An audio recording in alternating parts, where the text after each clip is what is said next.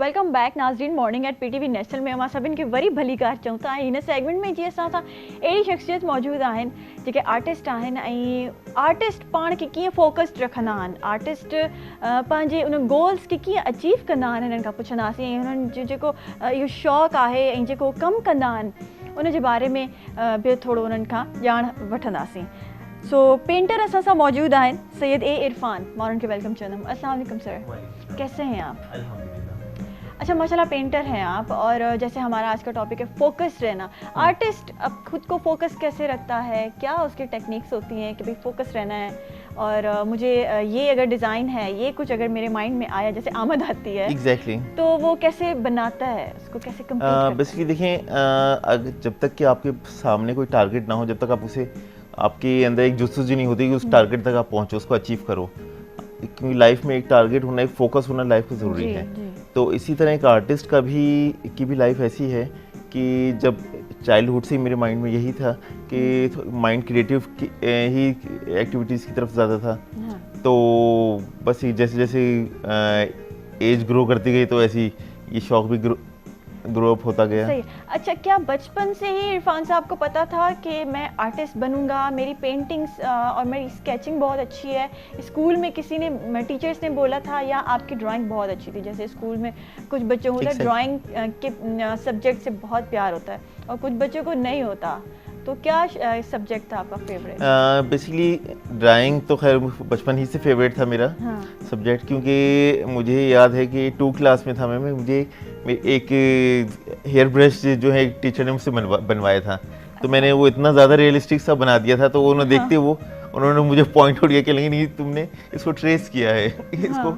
तो वो मुझे बात आज तक उनकी याद है कि उन्होंने वो तो इतनी ज़्यादा वो कंफ्यूज हो गई थी कि ये ट्रेस किया था उन्होंने। तो मैं उनको काफ़ी जो है कहता रहा, लेकिन वो उन्होंने वो नहीं माना तो वो बात आज तक मुझे मेरे माइंड में है कि अच्छा, वहाँ से आपको मोटिवेशन आई कि हाँ मेरी पेंटिंग अच्छी हो सकती है, मेरी स्केचिंग अच्छी हो सकती है। और उसके बाद फिर आपने फर्स्ट टाइम जो पेंटिंग बनाई वो कौन सी एज में बनाई और आप क्या सोच के बनाई थी आपने? बेसिकली जब मैं 7 या 8 क्लास में था तब मैंने स्टार्ट किया था इसको प्रॉपरली, और फिर जैसे जैसे टाइम बाय टाइम जो है इसको फिर मैं कंटिन्यू रखा मैंने।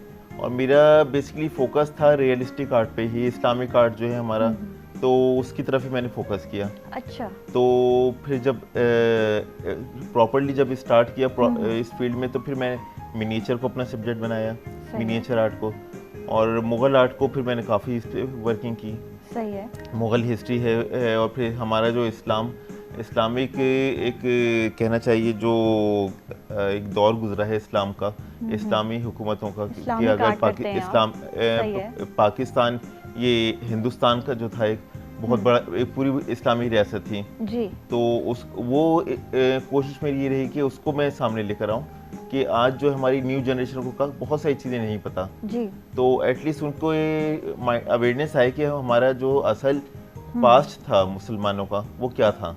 सही है। मतलब आपके इंस्पिरेशन मोस्टली इस्लाम और वो जो मुग़ल आर्ट इन सब चीज़ों से है।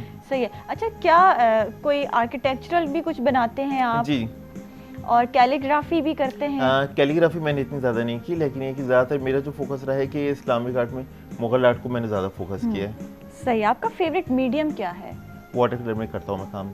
अच्छा, उसके बारे में थोड़ा बताइए। अच्छा देखिए, वाटर कलर का जो है ये, क्योंकि पेंटर को तो पता होगा लेकिन आम इंसान को ये नहीं पता होगा। वाटर कलर का ये जब आप पेंट कर रहे होते, एक आर्टिस्ट जब पेंट कर रहा होता है वाटर कलर मीडियम में, तो उसका हर स्ट्रोक जो है ना, ब्रश से लगाया हुआ हर स्ट्रोक उसका लास्ट स्ट्रोक है। उसके बाद उसमें कोई चेंजेस करने की गुंजाइश नहीं है। उसमें गलती हो जाए तो फिर वो उसको किस तरह हैंडल करना पड़ता है उसको कोशिश। तो वाटर कलरिस्ट जो है वो एज पर ऑयल पेंट का यूज़ करने वाले की वो उससे ज़्यादा एक्सपर्टीज आ जाती है उसकी वजह से, क्योंकि उसको पता है कि जो स्ट्रोक लगाना है मुझे वो लास्ट लगाना है, इसमें कोई नेक्स्ट स्टेप में नहीं यूज़ कर सकता है, नेक्स्ट लेयर यूज़ नहीं कर सकता। सही, मतलब गलती की गुंजाइश नहीं है दैट्स व्हाई। अच्छा, ज़िंदगी में भी ऐसा ही होता है, आप जब मेन स्टेप्स उठाते हैं, कुछ ऐसे खास चीज़ें करते हैं, तो आपके पास समटाइम्स गलती की गुंजाइश नहीं होती। तभी कहते हैं कि लाइफ में बड़ा फोकस रहना चाहिए, आपको करियर में बड़ा फोकस रहना चाहिए।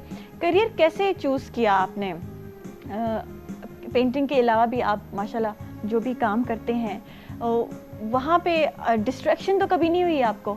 नहीं बेसिकली देखिए दो मेरा प्रोफेशंस को लेके चलने जो में? माइंड था वो शुरू ही से क्रिएटिविटी की तरफ था। तो जब चाइल्डहुड में भी फादर वगैरह की भी सपोर्ट थी, मदर की भी सपोर्ट थी इसमें। तो फिर ये कि जैसे जैसे एज ग्रो अप होते गए तो फिर ये कि इसको थोड़ा सा मैं जब दूसरे आर्टिस्टों को देखता था मैं काम इनका, तो मुझे बहुत वो उनसे इंस्पिरेशन लेता था। तो फिर जाहिर सी बात है, जब वो स्टार्टिंग में तो किसी बच्चे को नहीं पता होता कि किस तरह का काम कर रहा है और किस मीडियम का क्या नाम है। तो लेकिन जब फिर ये जब इसको डिटेल में स्टडी करना शुरू किया आर्ट को, और फिर जो हमारे मास्टर्स गुजरे पाकिस्तान के, जस्ट लाइक सादखान साहब हैं, उस्ताद अल्लाह बख्श हैं, हाजी मोहम्मद शरीफ साहब हैं, फिर इनकी लाइफ को स्टडी करना शुरू किया, इनके काम को देखना शुरू किया, तो फिर पता चला कि आर्ट है क्या बेसिकली। सही। अच्छा, फेवरेट आर्टिस्ट कौन है आपके?